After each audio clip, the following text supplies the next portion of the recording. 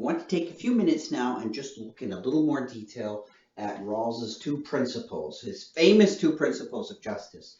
Remember, he introduces these, as I showed in an earlier video, in 5 stages. So they go from very vague to extremely precise, but you got to plow through some economic theory to get to the precisions and really understand what Rawls is about. Here, I'm just giving you a little bit better of an idea. So the first principle is basically one of equality, that in the concept of justice for Rawls' society, that would be selected by those, the choosers, under the veil of ignorance in the original position, right, which is Rawls's most favored philosophical interpretation of the initial situation. They would pick a principle of equality. That's that bedrock thing that I talked about before. And there's equal basic liberties to all, and these can't be bargained away. Not even the owners of them cannot bargain them away. So you couldn't say to a government, you know, I'll trade off some of my basic liberties for, I don't know, enhanced. You can't say that you'll trade off basic liberties to give the government more power, and then they can reward you with economic treats. No, you can't do that. That's a violation of justice. So this first one is the primary good are these basic liberties, deals with the political constitution, and this one has priority over this one. So they're not equal principles, and this one has priority over that one. So you read them from most powerful down. So priority starts at the top. That one you can't use this one to balance or anything here. These are fixed. So each person has the same absolute claim to a fully adequate scheme of equal basic liberties, which scheme is compatible with the same scheme of liberties for all. And that's a more precise way to put it. But basically, everybody has the same liberties, and they're non-negotiable goods.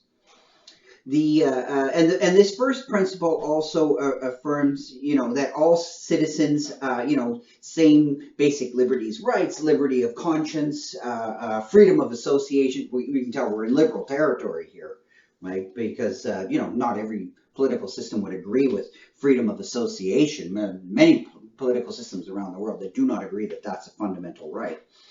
Freedom of speech, liberty of the person, rights to vote. Well, it's a democracy, so right there that excludes other kinds of systems. But as Rawls said very clearly and repeatedly, he's not talking about every possible one. He's talking basically about structuring what kind of a just liberal society you could have under Rawls's way of formulating the original position and the positions it would take.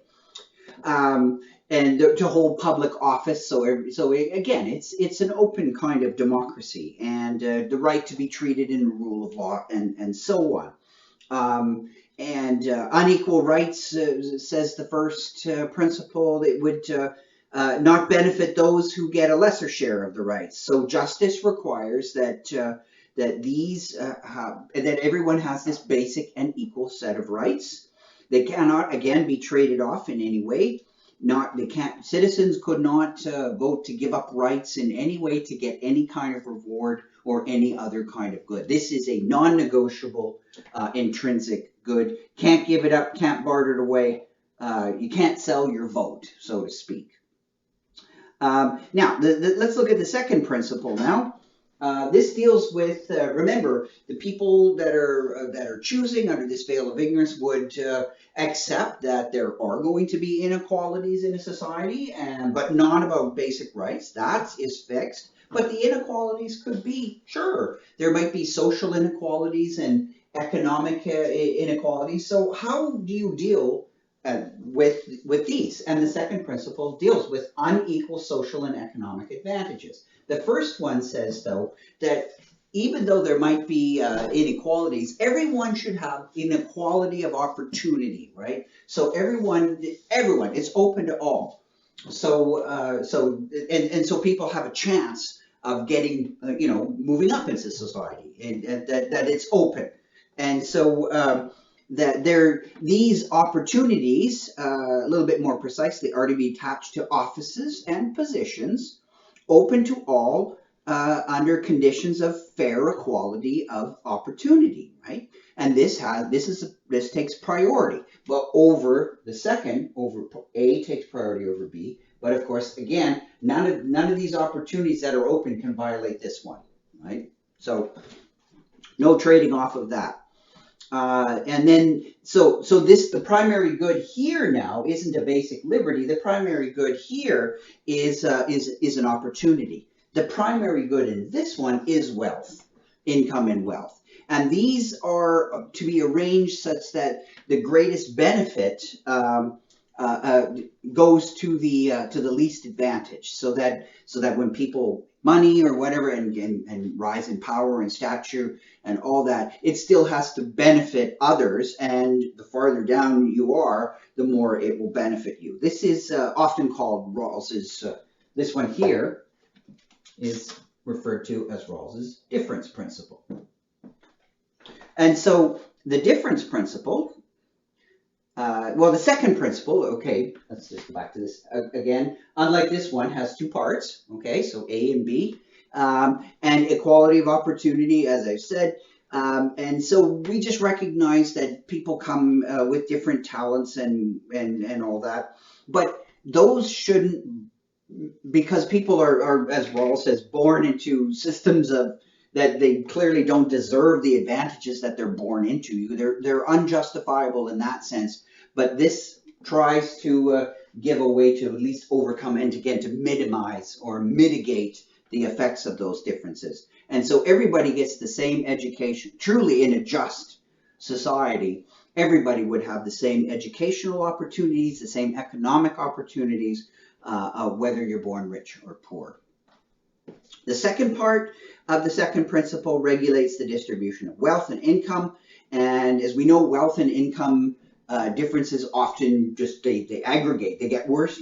You get concentrations of power and wealth, and the difference principle tries to hold this in check by requiring that economic inequalities give advantages to everyone in the system, and there's this kind of a sliding scale. The more disadvantaged you are, the more this generation of wealth will give to you. And so the less advantaged, the more advantaged in a sense. Now, have a look here at a couple of different economic structures, 1 to 4, to get a better idea of the difference principle. So you have in this column four different economies, and in these 3 columns the advantages. The least advantage making $100 a year. So I didn't write them all in, but it's all 120 a year, 300, 200. Per year. So money per year, again, just an example. So the least off are in this column, the middle advantage, and the most advantaged. Now, let's just think our way through these. An egalitarian would pick number 1 for obvious reasons. There's no spread. No spread, no inequality. B, that's all equal. This one here has some spread. Right, you can calculate it. You just take the differences between these numbers. Well, here you have about 180, and there you have about 500. C has you can see that number 3 has even more of a spread. There's 600 here and 600 again, and then you have a little bit of spread and probably and a little more in number 4. Which one would the difference principle pick? Well, for Rawls and Rawls's difference principle, it would be C. Because in this one here, the least are the best off of the bunch. So you would go with this one here, the greatest benefit to the least well off. So that's a very simple application of Rawls's difference principle, and it's trying simply to mitigate the advantages and disadvantages of our birth, but it doesn't rule out. The difference principle doesn't try and rule out differences per se. It just tries to mitigate them. It also helps, Rawls thinks, with social cohesion, because if you are advantaged, You're not discouraged from seeking more advantage. You're not discouraged from using your talents and whatnot to achieve.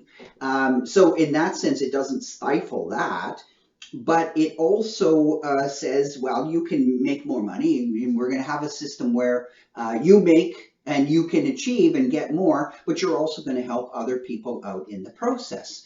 And so, in that sense, it helps to contribute to social cohesion because it's not always people just gaining at the cost or the prices that others lose. It's that those who are getting richer know that they're helping those out that are less fortunate. And so ultimately, justice really is expressed and demanded that we all acknowledge that we, in some ways, have overlapping faiths. We share in each other's faith. So there you go. That's Rawls' basic two principles and a basic look at them. But if you go, through the 5 steps, he goes into a lot more detail than I have here.